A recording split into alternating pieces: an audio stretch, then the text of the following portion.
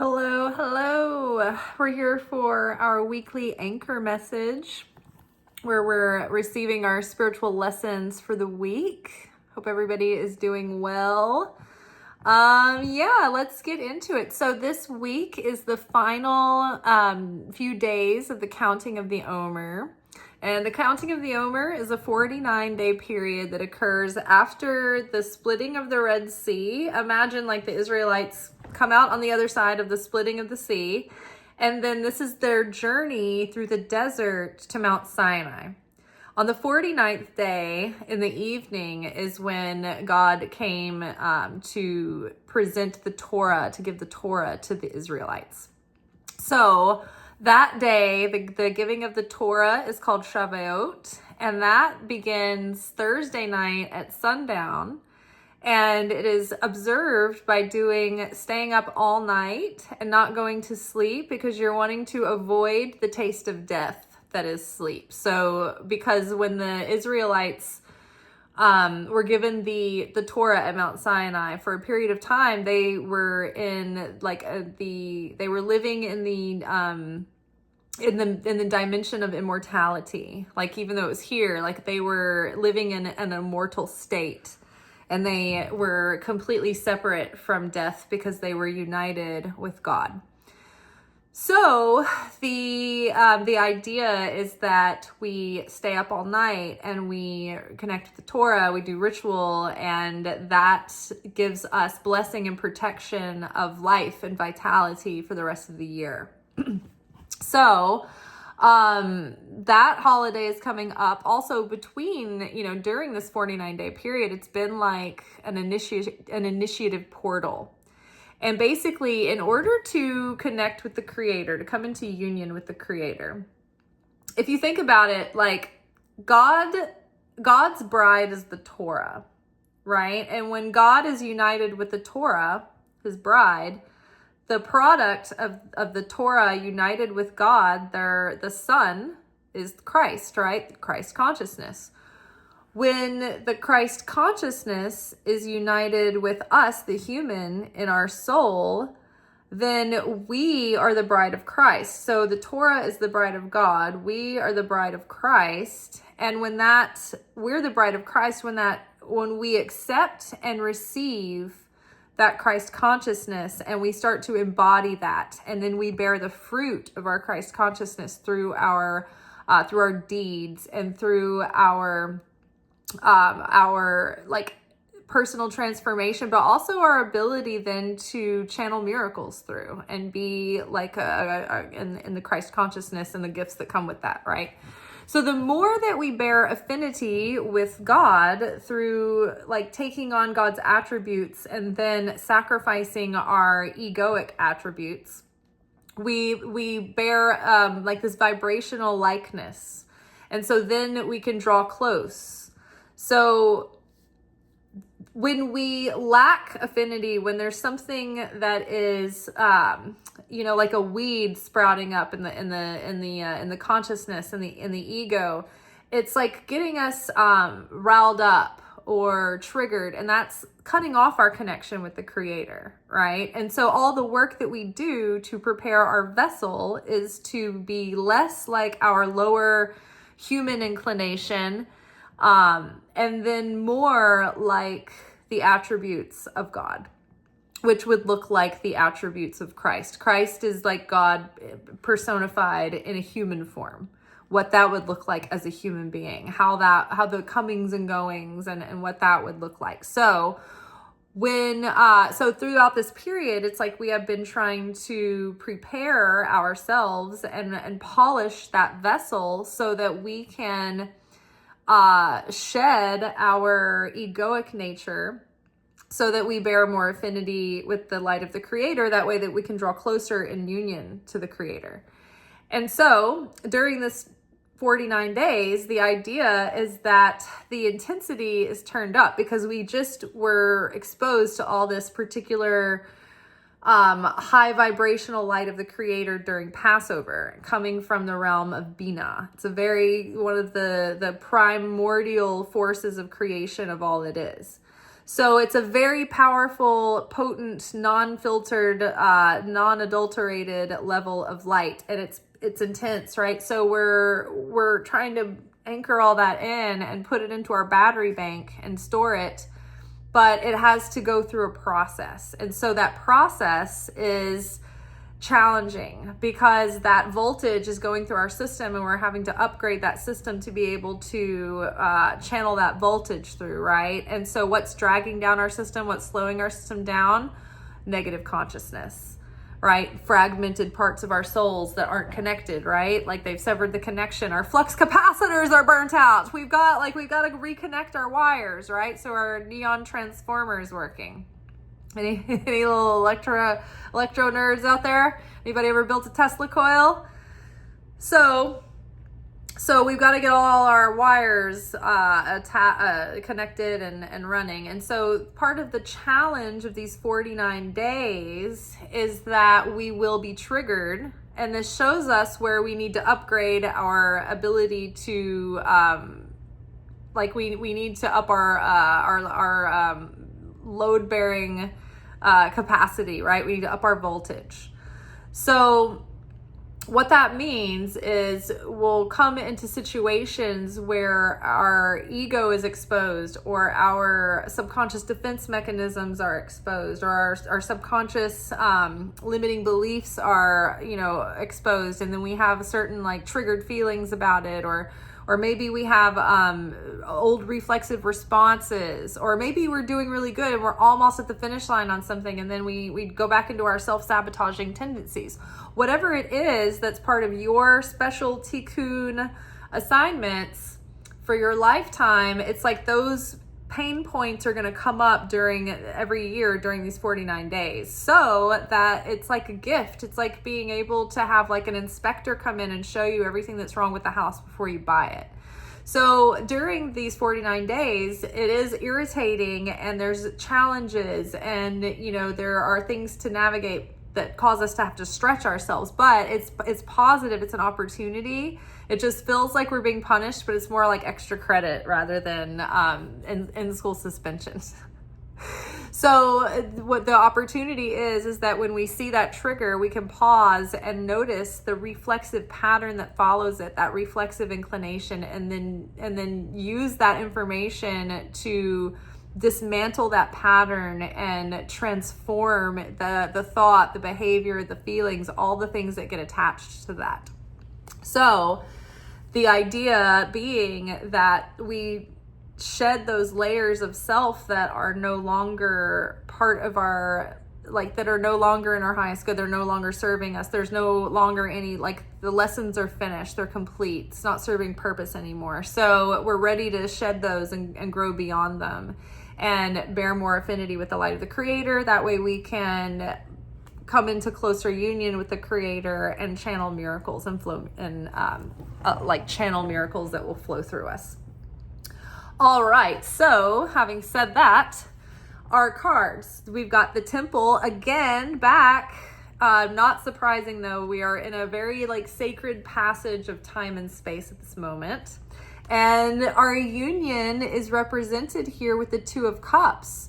The Two of Cups is about two like-minded or like-souled kindred spirits, right? Two individuals that bear affinity being brought together. Look at this union here. Look at how they're bound.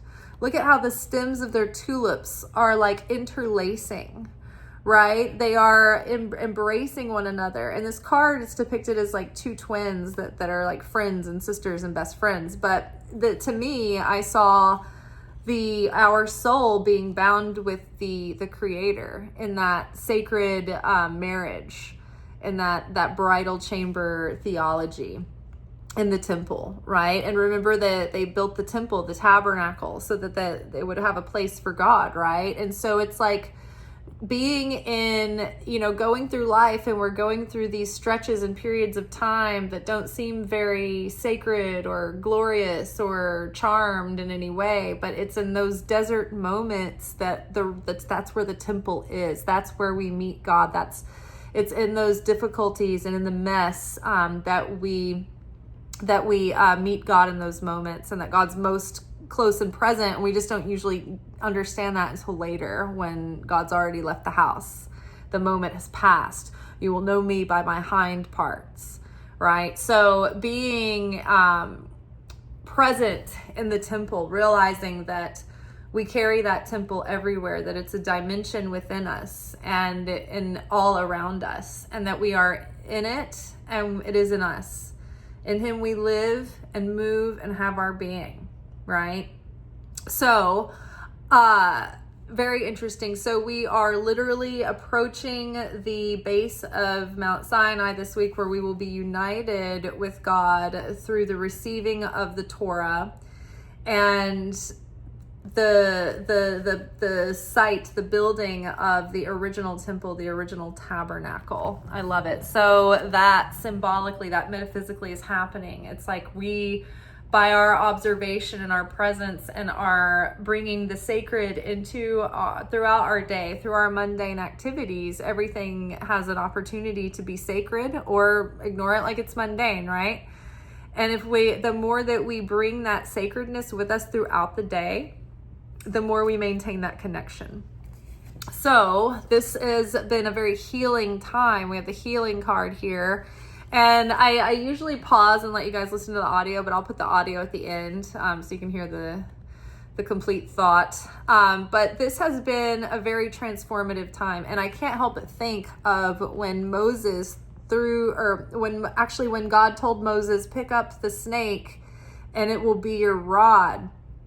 And what that means is the inclination, like Moses, when Moses gained power over his inclination and his natural, like human, egoistic inclination didn't have control over him, then he wielded the power of the staff, right? Because he had control over his lower nature, over his impulsivity, over his lusts, over his ego, over the ways that our mind can deceive us, or that life can deceive us. It was like Moses had control over his impulses and over those inner demons that look for ways in to find places of weakness to destroy us, like the snakes here, the sneaky snakes. He picked up that snake, and he was sovereign and in control over that evil inclination. And because of that, he could wield his will and his intention and channel the light through his vessel and channel miracles through all those wild, crazy things that Moses did that you'd think were things that like a wizard would do, right? He was a prophet and he was channeling like miracles of God through, like he took his staff, and actually God told him to tell the rock to produce water, and Moses disobeyed, and he used his staff and he hit it. And I think that it was more important for Moses to use the power to witness the power of pure, I think it was there to demonstrate the pure power of the speech, of the mouth. But he did what we always do, right? We think the power is in the physical thing, like, oh, I need a wand, or I need a stone, or I need an amulet. And those things are all great, but they're like vitamins or like little tools. They're not the thing that actually brings the creation into shape. They're only like part of the tool that the creator's wielding, right? So it's like when we understand it's not the wand, it's not the staff, it's the creator is actually, it's the creator doing it through all the pieces, right? The creator is the staff. The creator's the light moving through the staff. So it's not the staff, right? So Moses spoke to the rock, or he should have just spoke, but he hit the rock, and that's where the water drew forth, right? When the Israelites were plagued after they fell from their grace again, and they were plagued by the poisonous snakes, he had to cast a bronze snake and hold it up over a pole that looked like a cross, so the people would have to look up at that snake. Again, the transformative snake hanging on that cross was like this healing force to them. But it's because like Moses was able to be this level of a servant of God because he allowed God to heal every part of him where shadow is hiding. He allowed God to reintegrate every part of him that was fragmented and pushed into the shadow. He spent every single night going over his day thinking, okay, where could I have done this better? How could I have been better? God, where did I lack? Where did I fail? Where did I overdo? Where did I say too much when I should have said less? Where did I fail to say when I should have said something, right? So Moses was always checking in every night to say, and throughout the day, like, Creator, like, wield me, like, refine me, like, make sure that I am up to par for you so that I can be a good servant for you.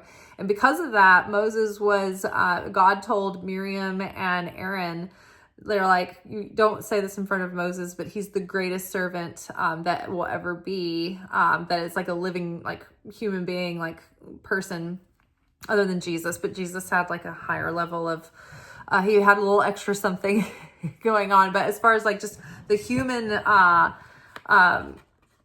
patriarchs, Moses was the highest servant, because he laid his own personality, his own will at the altar every day as a sacrifice. So because of that, Moses was always working on his own inner transformation and healing.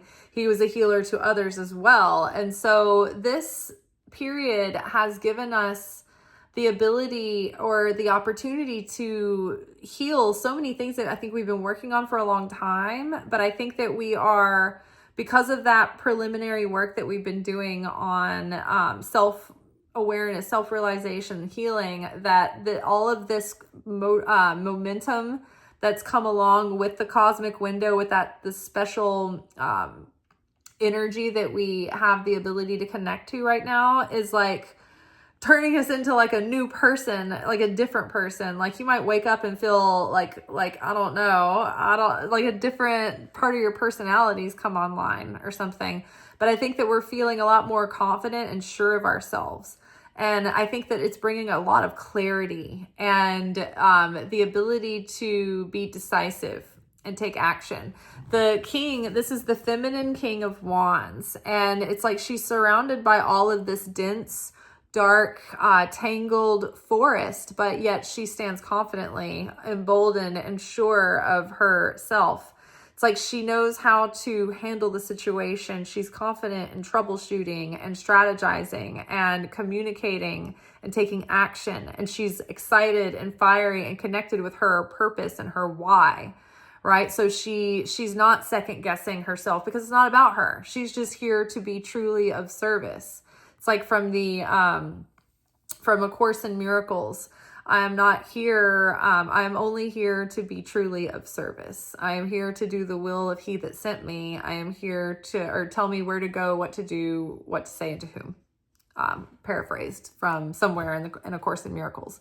But essentially, when we realize that, like when I was in film, and it was like every gig you're like starting a new job. So it's like that first day of work when you feel like awkward and like out of place and you want to kind of be a fly on the wall and a wallflower. You can't do that in film, because you're new every day. Depending on if you're on something for a long time, you get used to people, but a lot of times you're what's called a day player. If a show is coming through town, or there's, different, crew needs for different projects on different days. So people are gig players, like we're in gig work. So you're getting on different jobs all the time. So, what was I getting at? Hold on.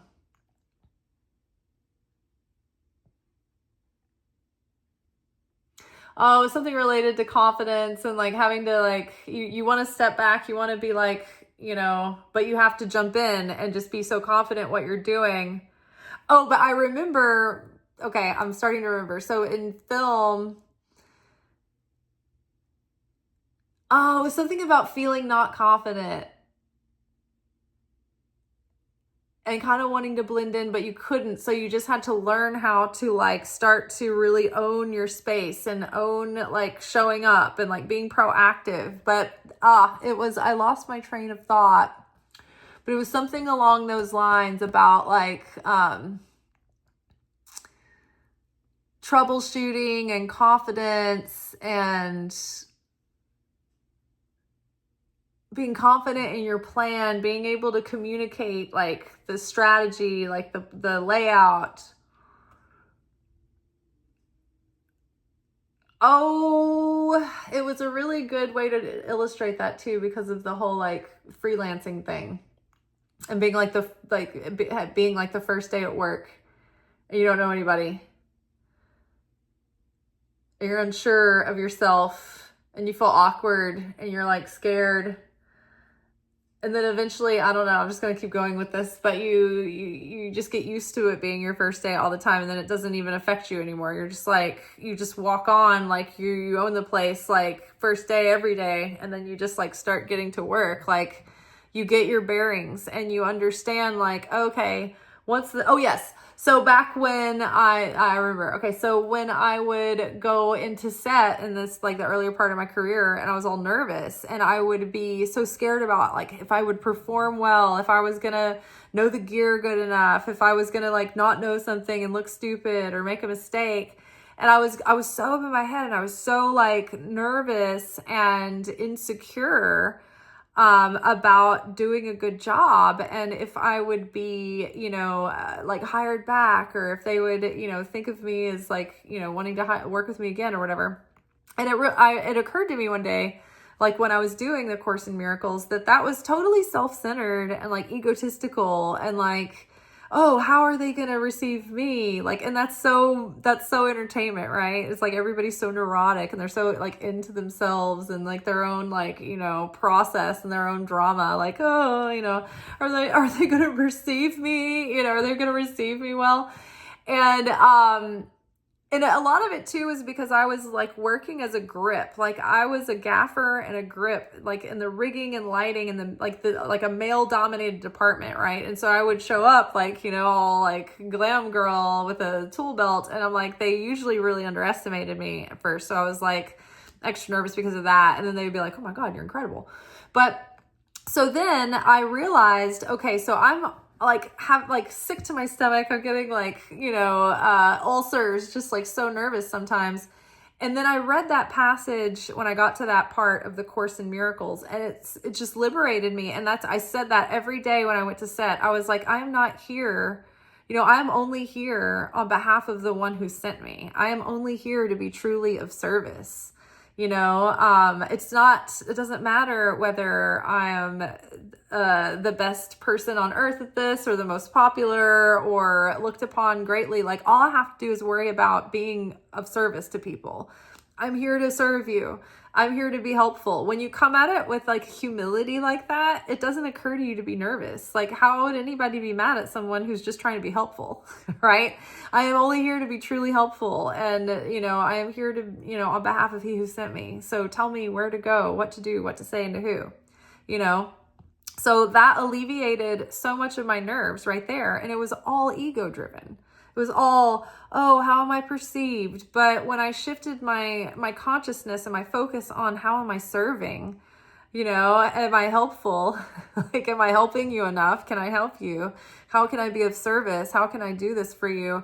I forgot all the neurosis, all the self-centered, like, ooh, how am I going to look? Am I going to fail? Am I going to embarrass myself? Like, of course I'm going to embarrass myself. I go out and embarrass myself every day of my life. Of course. There's no surprise. I'm definitely going to embarrass myself, right? So the healer, the more that we're healing, the more confidence and clarity and all that, like that mind chatter, that monkey mind is gone. That takes up so much of the airwaves, right? So much of the energy is just drained with the monkey mind, with the neurosis, with the insecure self-consciousness.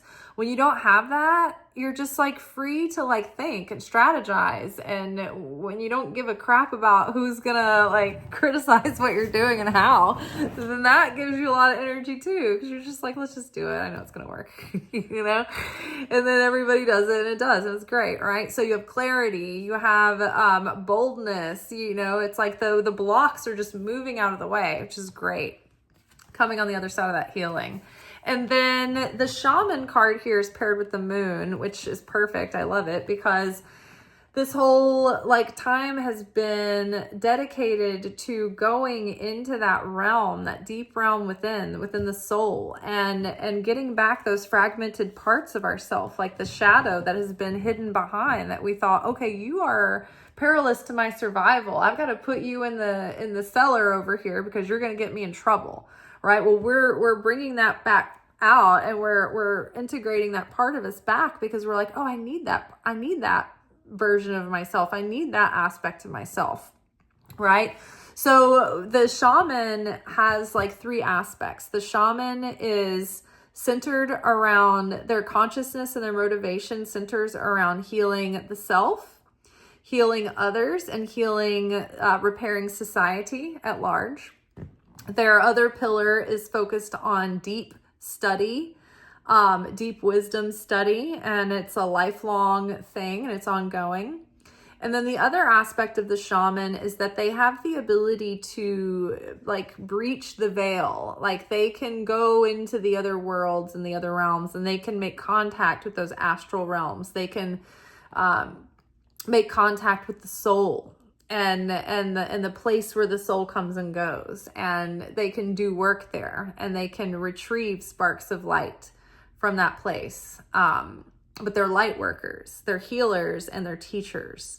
But they're also like these mystics that can sort of like go in between the realms, right? And these lunations recently, particularly this month, because we've had a full moon at the beginning of the month. We just had our new moon, and we're going to have a full moon at the end of the month too. We get a blue moon. So the lunations this month from the moon are illuminating so much, and they're illuminating not only what's been hidden, but they're shining even brighter light on what's been revealed and what is now being like illumination that is becoming knowledge and wisdom, right? You have the revelation and you're like, oh my gosh. And then like it becomes integrated wisdom, right? And I think that's what's happening here. There's healing, there's wisdom, there's revelation coming through. And it's not just theoretical, it's being integrated and into our being and into our actions and our thoughts and our feelings. And then that's happening, there's starting to be like inklings of material change in our actual like lives, our coming and going, in our material waking mundane lives. It's not just an internal change, it's becoming external transformation as well. All right, that is all for tonight. It's a miraculous week, so I hope that you have insights and revelations and healing opportunities. All right, that is all for tonight. Peace.